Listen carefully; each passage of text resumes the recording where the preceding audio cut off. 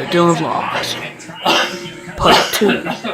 Yeah. You gotta side draft the heck out of that guy in the driver's door. Pin him up against the fence. And what that will do, it'll hold him in position. Even if somebody comes up behind him, rarely will they be able to push him through. Yeah. And what that does is gives your help an opportunity to come up and help you on the inside. So, like, the one should be really side drafting that 21 car Bernard as hard as he can on the straightaway to hold that position until Chase can get up there and help. Surprisingly, the top 5 that started this race aren't even running in the top 10 right now. That's how much positions changed quickly. Kelly. Rick, you guys talk about drivers trying that low lane. Well, Jamie McMurray in the one car had been running the high lane, but he said it was just getting a really good run, so he talked it over with his spotter and said, hey, do you think it's worth making a run to the bottom? They basically said, you know what, we've got nothing to lose at this stage. They feel like they can always make a move back into that high line if they...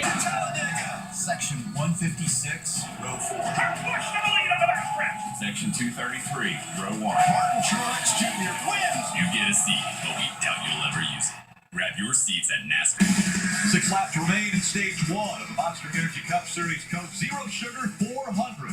Daytona International Speedway. NBC Sports Championship season continues.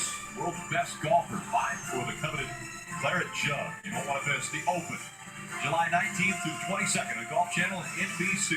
Jordan Spieth trying to defend his championship, get back on track.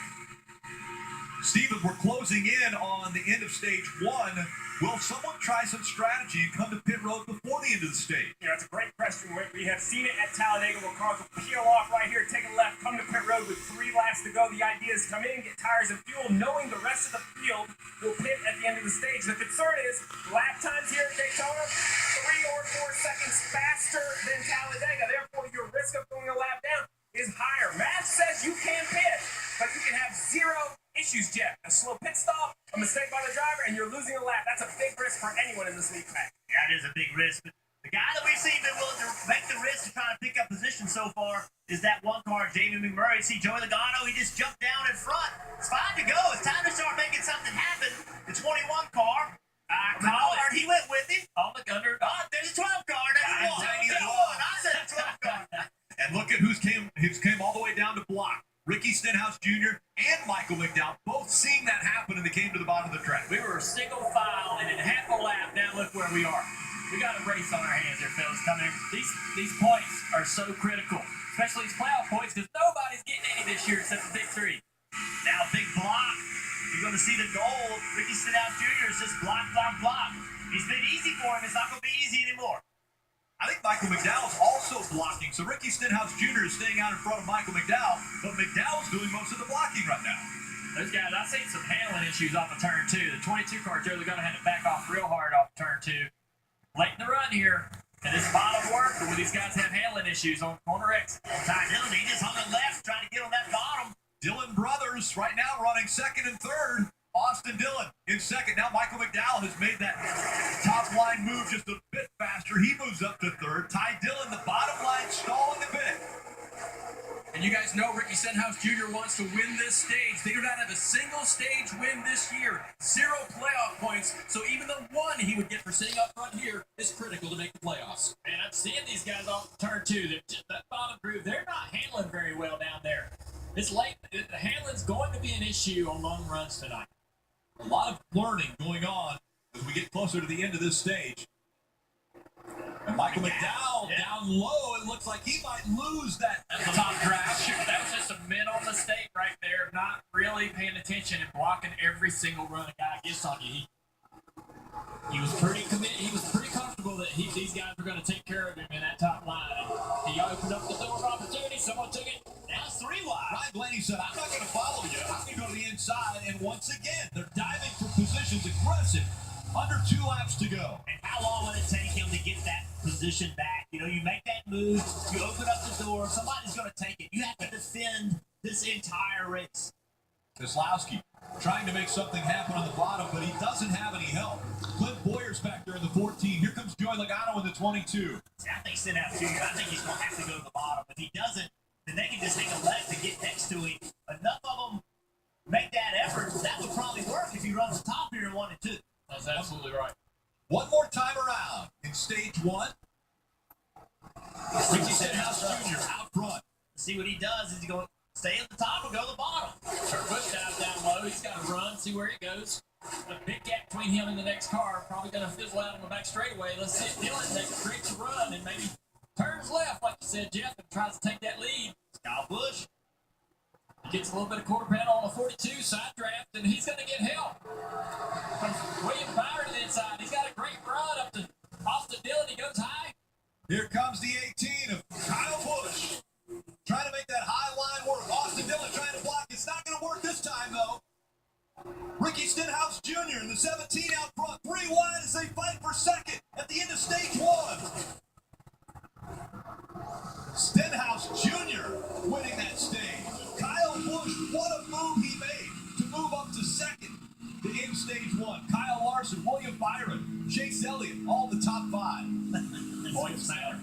Points do matter. And also, that guy Chase Elliott, he'd fallen pretty far back. That got him back up to 5th place. William Byron did a nice job getting the 4th out of that. Fun racing. So many times these drivers have said their blood pressure goes up to about 180. Well, it's coming back down now.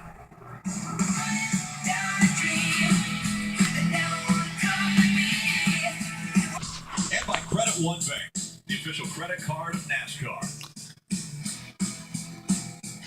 Tomorrow, the Verizon IndyCar Series on NBCSN. Will Power won the pole. And, of course, Will Power won the Indianapolis 500 earlier this year. How great is it going to be to have the Indy 500 on NBC next year? Oh, we're going. I was just going to say, that's going to be my first Indy 500 that I'm ever going to see in person, so why don't we just all rent a motor hall? I love it. Can I come? Snake pit. Steve. Y'all hear something? Oh, yeah. I heard Steve yell, can I come? He's our tour director, man. We got to take Steve. We're going to go down there and have a lot of fun. Yeah, that is going to be an incredible race. And we've got a great one in front of us here. Right, Marty? Indeed, Rick, going to be a little bit of a longer stop for Kevin Harvick and his race team. If you see inside the car, we run a right side window here in the Cup Series cars. The hoses attached to that window for Kevin Harvick's team have come unattached, and his feet have gotten very hot inside the race car. So, Steve, how critical is it that Rodney Childers and the team get those hoses reattached here on this pit stop? Where you see him missing right there on the right side of the car. 2 issues. One, you mentioned it, his feet are going to get hot. The second issue is there are rules to how air could be inserted into the car. If you have that duct open, it has to go into a hose and it has to end in a certain position. So if those hoses are off at the end of the event, I think NASCAR will have an issue. They don't have a problem if they fall off and you try to correct it, but they're going to have to do it right now with their first opportunity to do so.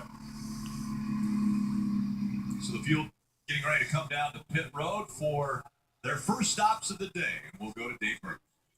Last night's winner, today's stage 1 third place, Kyle Larson, the 42. His car was a little bit to the tight side, but he said, I'd rather be that way than loose. They'll make some adjustments as they come down here. The big question will be 2 or 4 tires. Looks like they're going to take 4. Ricky Stenhouse Jr., the 17 stage winner, said, I like the way my car drives, but I haven't been back in the pack. They're going to leave it the way it is, a 4-tire stop, Kelly. Kyle Busch's biggest concern was that he was just a little bit loose getting off the turn, so they're going to make a small chassis adjustment. They just asked him to back up so he can get out of this tight pit box. It was 4 tires for the 18, Marty.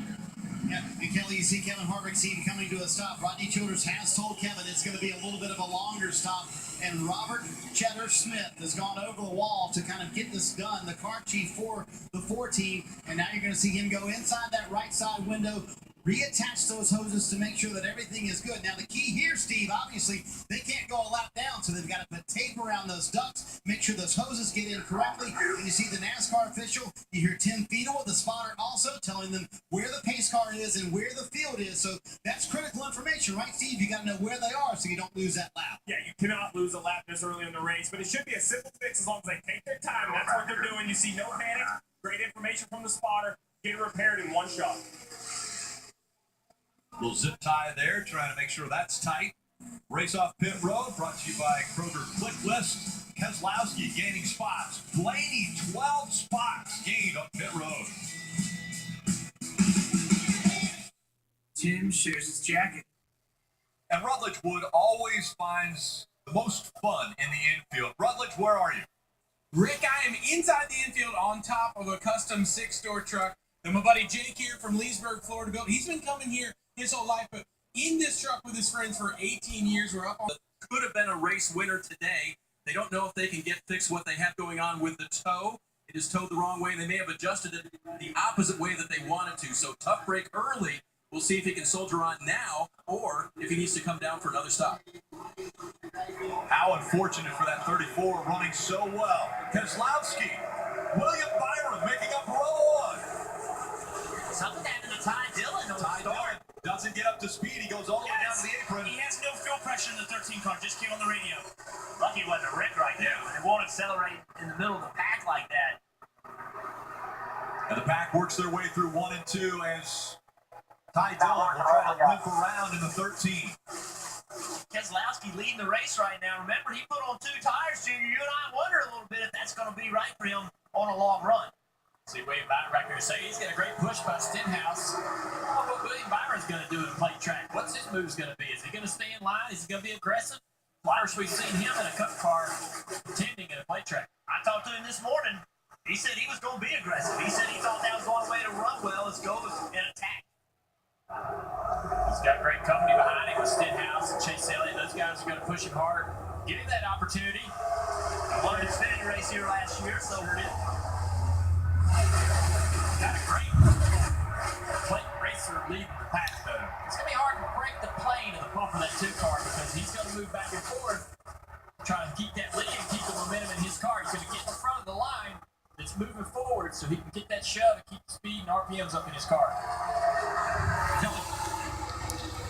Guys, Jamie McMurray had maybe second trip down pit road in that 1 car. They saw a little bit of oil on the right rear tire. They didn't know where it was coming from. They brought him back down. The team is still trying to figure it out, asking Jamie to monitor his temps and all, everything on the dash inside that cockpit.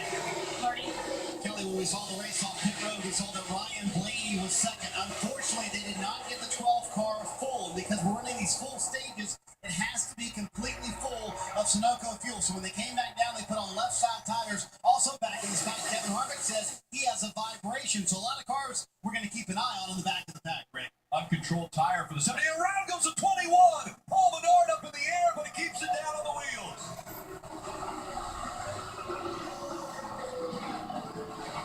Paul Menard, when he got turned around, all 4 wheels looked as though they had come off the ground as he was sliding sideways. A lot of damage to the hood. Otherwise, he's going to be able to put on tires. A little damage to the left front there. He's going to be able to put on tires and be okay, but that damage to the hood there, that's going to be very concerning. Hard to fix. Left front fender. Look at the groove.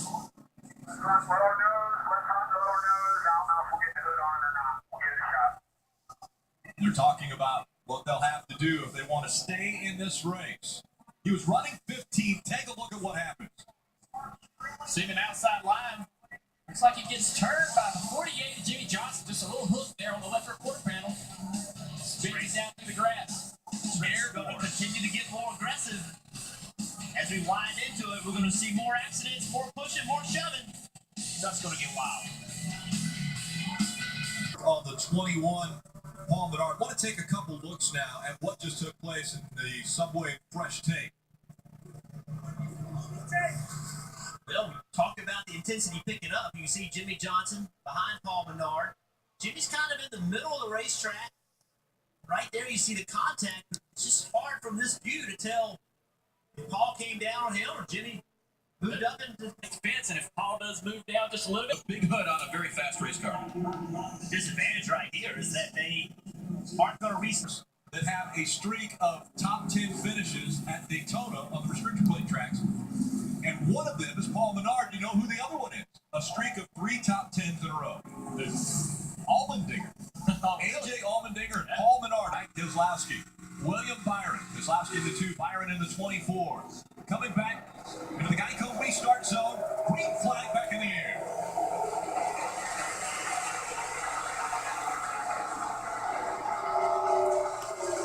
And in the background, you saw Paul Menard coming off of pit road.